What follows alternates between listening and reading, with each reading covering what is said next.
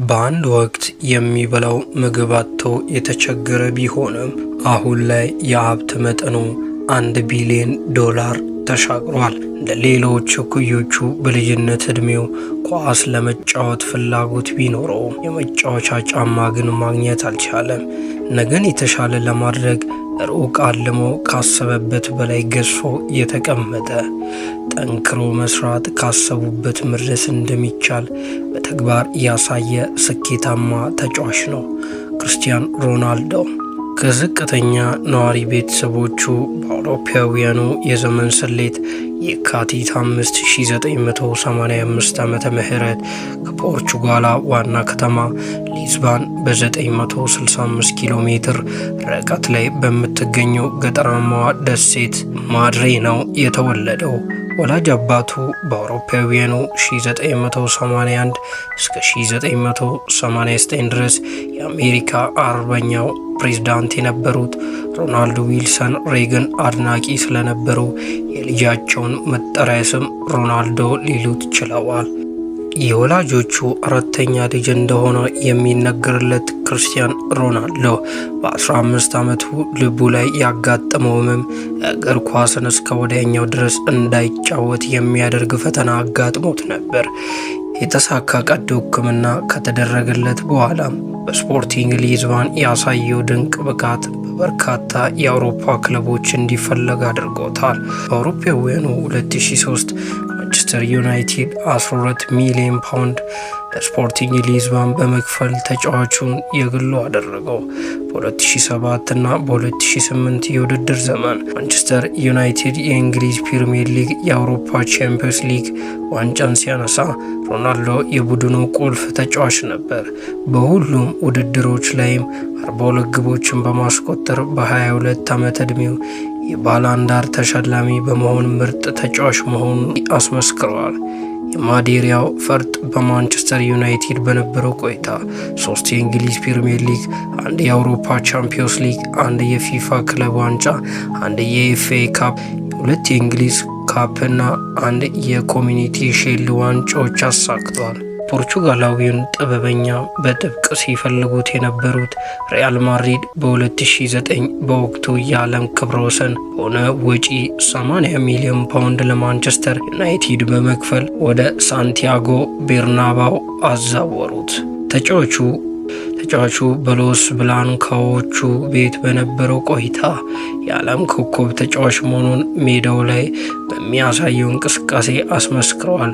በመጀመሪያው ዓመት የሪያል ማድሪድ ቆይታው 32 ግቦችን አስቆጥረዋል።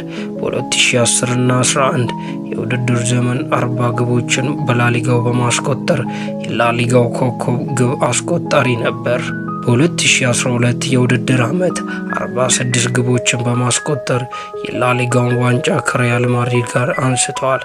ከ2009 እስከ 2018 ባሉ ጊዜያት የሪያል ማድሪድ 4ኛ የአውሮፓ ቻምፒዮንስ ሊግ 2 የላሊጋ ዋንጫን ጨምሮ 15 ዋንጫዎችን እንዲያነሳ የአንበሳውን ድርሻ ተወጥቷል።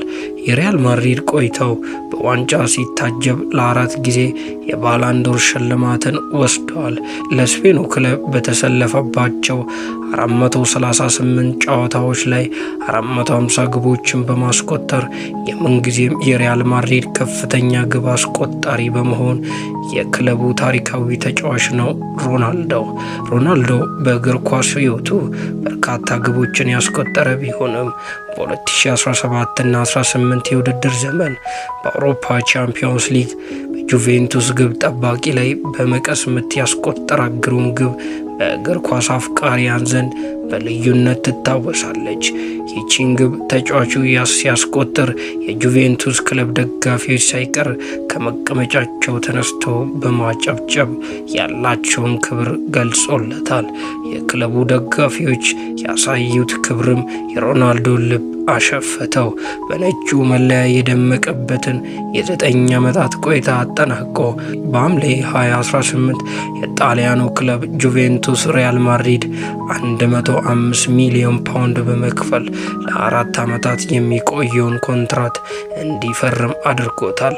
በጣሊያን በነበረው የ3 ዓመት ቆይታ 2 የጣሊያን ሴሪያ፣ 1 የኮፕ ጣሊያን 2 የጣሊያን ሱፐር ካፕ ዋንጫ ማንሳት ችለዋል።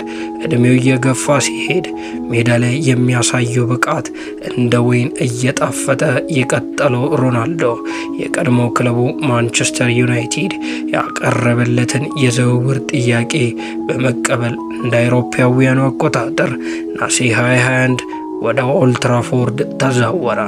የማንቸስተር ዩናይትድ ደጋፊዎች ሮናልዶ ክለባችንን ውጤታማ ያደርግልናል የሚል ተስፋ ሰንቆ የነበረ ቢሆንም በወቅቱ የቡድኑ አሰልጣኝ ከነበረው ጋር ባለመግባባታቸው ከቀይ ሰይጣኖች ጋር የነበሩ እልዋ አክትመዋል።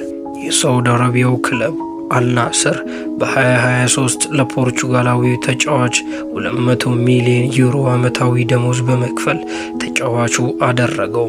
በሊጉ በመጫወትም የሳውዲ አረቢያ እግር ኳስ እንዲነቃቃ አድርጎታል። በርካታ ከዋክብት ተጫዋቾች ወደ ሳውዲ አረቢያ በማቅናት የሊጉ ድምቀት እንዲሆኑ የተጫወተው ሚና ከፍ ያለ ነው። ለብሔራዊ ቡድኑና በተጫወተባቸው ክለቦች ውጤታማ የሆነው ክርስቲያኖ ሮናልዶ በእድሜው አመሻሽ ላይ ይገኛል። ይህንን ተከትሎ ፖርቹጋላዊው አጥቂ ክርስቲያኖ ሮናልዶ 2026 የዓለም ዋንጫ የመጨረሻ ተሳትፎ ይሆናል ብለዋል። ለተጫወተባቸው ክለቦች እና ለፖርቹጋል ብሔራዊ ቡድን 953 ግቦችን ያስቆጠረው የ40 ዓመቱ ተጫዋች በቀጣይ 1 ወይም 2 ዓመት ውስጥ ራሱን ከእግር ኳስ እንደሚያገል ተናግሯል። በካናዳ በሜክሲኮና አሜሪካ በሚካሄደው የዓለም ዋንጫ ላይ ሮናልዶ ለ6ኛ ጊዜ በትልቅ መድረክ ሀገሩን በመወከል የሚሰለፍ ይሆናል። የ2026 የዓለም ዋንጫ የመጨረሻ እንደሚሆን ሲኤንኤን ላቀረበለት ጥያቄ ምላሽ የሰጠው ሮናልዶ በትክክል የመጨረሻው የዓለም ዋንጫ ጨዋታዬ ይሆናል ነው ያለው። ያኔ 41 ዓመቴ ይሆናል። ለእኔ ትልቁ የጨዋታ መድረክ ይሆናል ብዬ አስባለሁ ብለዋል። በአሁኑ ጊዜ በሳውዲ አረቢያ ለአልናስር ክለብ እየተጫወተ የሚገኘው ሮናልዶ 143 ግቦችን ለአገሩ በማስቆጠር የምንጊዜም የብሔራዊ ቡድን ከፍተኛ ግብ አስቆጣሪ በመሆን በታሪክ ስሙን ጽፈዋል። ሮናልዶ ከሲኤንኤኗ ቤኪ አንደርሰን ጋር ባደረገው ቆይታ እውነት እንነጋገር ከተባለ በቅርቡ ማለቴ ምናልባት 1 ወይም 2 ዓመት ሊሆን ይችላል እግር ኳስ በመጫወት የምቆየው ብለዋል። ለፖርቹጋል ብሔራዊ ቡድን የ2026 የአውሮፓ ዋንጫ ያሳካውና የ5 ጊዜው የባላዶር አሸናፊ ክርስቲያኖ ሮናልዶ በእግር ኳስ ሕይወቱ 1000 ግቦችን ማስቆጠር እንደሚፈልግ መናገሩ ይታወሳል። ከ500 ሚሊዮን በላይ የኢንስታግራም ተከታዮች ያሉት ክርስቲያኖ ሮናልዶ በእግር ኳስ ሕይወቱ ከዓለም ዋንጫ ውጪ ሁሉንም ዋንጫዎች አሳክቷል። ሮናልዶ የብዙዎች የጠንክሮ መስራትና ለችግር እጅ ላለመስጠት አርያ ነው። ምክንያቱም ያኔ የሚበላው አጥቶ ምግብ የለመነው ሮናልዶ ዛሬ ቢሊዮነር ነው። ያኔ የአባቱን የተቀደደ ጫማ ለብሶ ኳስ የመታው ሮናልዶ ዛሬ የግል ጄቶችን ጨምሮ ያሉትን የቅንጡ መኪኖች ከመብዛታቸው የተነሳ ብዛታቸውን በውል አያውቃቸውም። የዛሬው ታሪካችንን በዚያው አበቃን። ካስ ሚዲያዎች ነን። አብሮን ስለሆኑ እናመሰግናለን።